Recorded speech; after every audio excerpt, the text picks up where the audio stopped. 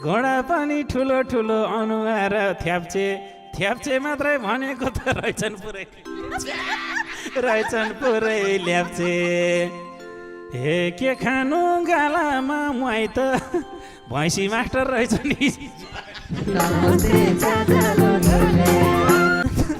न त पढाइ लेखाइको न त घरमा अन्न हाम्री काली पट्याउनलाई भ्याइसकेछन् धन्न हे कस्तो खालको विकटमा गाउँछ अक्षता त मकैको लाउँछ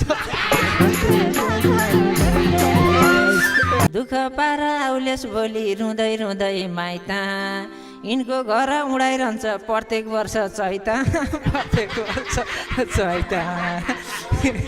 हे रुखको फेदमा बस्छन् रे बरा सिरानी लाएर जरा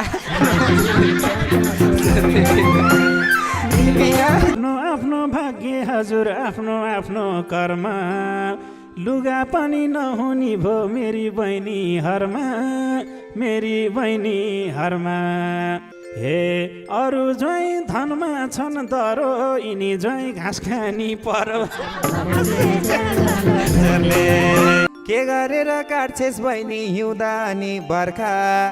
फर्किएर जान्न भनिस् राम्रोसँग घरका हे बहिनी जहिले भनेको मान्छु त गइनस् म घर जान्छु